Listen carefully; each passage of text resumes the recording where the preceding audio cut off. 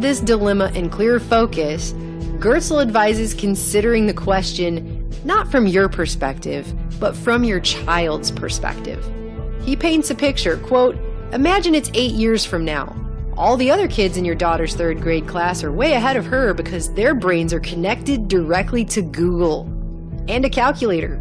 And they're SMSing back and forth with Wi-Fi telepathy in their brain, whole networks of people." I mean, what are we really talking about? We're talking about a technological hive mind, and here's the technology they're using right now to build us up to that.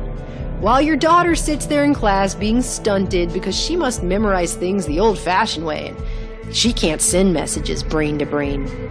Goertzel suggests that you consider what you would do if your daughter's teacher brought you in for a parent conference and told you that your daughter couldn't keep up with her classmates because your daughter doesn't have a brain-computer interface jacked directly into Google. She's not communicating with people via Wi-Fi telepathy.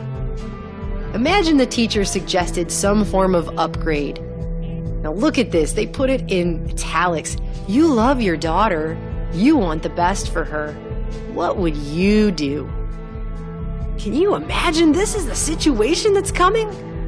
I mean, you can act like this is just some scaremongering thing that Forbes decided to put out, but it's really not. This is the way all of these people from all of these tech companies in Silicon Valley, this is how they're talking and have been talking for years now. It's just this is not the stuff they put on the nightly news because they don't want it widely discussed.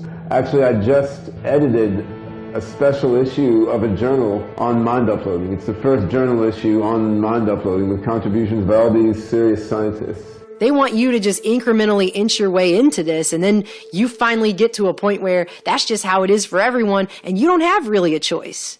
And that's what it says down here at the bottom. At this point, the prospect of transhumanism stops being an intellectual exercise and becomes a question of subsistence. Subsistence, as in you cannot exist without it. I mean, we were talking just a little bit ago about all the ways they could even do that. I mean, think about it. We're going to have computer-controlled cars. How much farther would it be to be a car that you can't control by computer unless you jack into it? Or the way that payment systems are made on the internet? Or anything. Or just stop making the technology altogether. I got my internet hardwired, and they acted like I was from another planet and a crazy person that came in a time travel machine. Like, oh, you want hardwired internet? That's so insanely old. Like, why would you want that? Why can't you just have Wi-Fi? It's everywhere anyway. And so they're not even really making that a possibility, and they'll just discontinue the older technology the same way they've discontinued, you know, cassette tapes for discs and stuff like that. And once you start doing that, you can't really go back. I mean, you kind of can, but if they just stop offering you the older versions and they make it to where this is your only option, then that's your only option. And just by the way, the guy who wrote this, Neil Sahota, he's an IBM master inventor, but he's also a United Nations artificial intelligence subject matter expert. United Nations artificial intelligence subject matter expert. If you guys only understood the philosophy of UNESCO and the way this all plays in, it is kind of completely insane, the world we're living in today. We're at the precipice of this becoming the way society is. They're going to incrementally bring this in until, if you want to participate in society, having this brain interface will be like having a phone today. You won't be able to be a participating, buying and selling member of society without this interface. This is where it's going, and they're moving it in bit by bit, and they say so right here.